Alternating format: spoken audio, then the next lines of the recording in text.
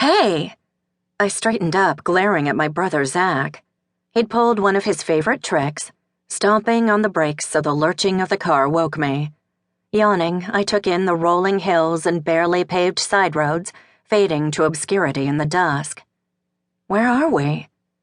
Just coming up to the turnoff. Thought it was time for you to stop playing Sleeping Beauty and start playing Creative Genius. My nap hadn't left me feeling exactly enchanted, but they never did. Of everything I'd inherited directly from our beloved Gran, the only tedious one was our tendency to fall asleep the moment we got into a moving vehicle. She claimed hers started in 1929, when her family was on the ship from Roslair to New York. I claimed mine started the hour of my birth, when she'd taken my squalling self from her daughter and rocked me to peaceful sleep. Either way, it meant no one loved the idea of my driving myself from Houston to the small town of Wimberley, Texas, where I was beginning a 2-month residency at FireWind, an artist's retreat Zach had badgered me into applying for. Since my trip there was all his fault, he'd driven in from Austin to chauffeur me, along with my sewing machine, bags of fabric and supplies, and hopefully none of the emotional baggage that had weighed down my attempts to let my art soar over the past year. What's the time? He tapped the dashboard clock so I could see it was nearing 7 before slowing at the almost neon sign for FireWind. The blacktop gave way to a cattle guard. Most of this area was ranchland before the vacation home and bed and breakfast crowds moved in, and then to an unevenly pitted uphill drive. I checked the spidery handwriting on the instruction sheet I'd been sent. My cabin is straight up the main road until the turnoff for the main house. Take the right fork and I'm the second one on the right. You want to unload all this first or go straight to your big welcoming party? The first group dinner and general meeting was due to start. What am I missing? The lowdown on the rules and regulations? Maybe some appetizers? Let's get this taken care of. How you gonna get inside?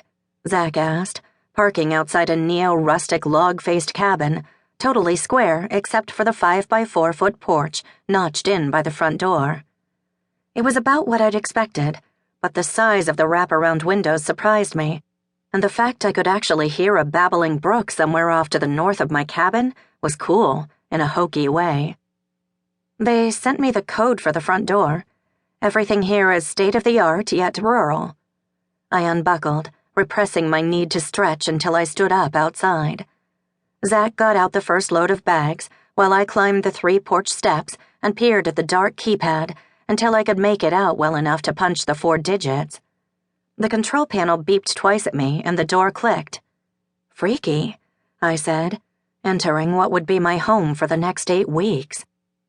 I stepped into a little living area with windows overlooking a counter with a bar sink and mini fridge, a small sofa and coffee table, and waist-high bookshelf in the corner. I'd been in roomier waiting rooms, but the bedroom, which led off the den, was spacious enough for the antique double bed, covered with a machine-stitched green-on-green log cabin quilt, dresser, armoire, and side table, all functionally arranged around the 2 windows and 2 doors. The second door led to a short hallway, past the equally functional bathroom, and to the studio. The studio was perfection. As Zach brought in bag after box of fabrics, dyes, beads, threads, and my sewing machine and quilt frame, I flipped on the track lights hanging from the high ceiling and sighed. Double sinks and a large steel work counter lined the short wall.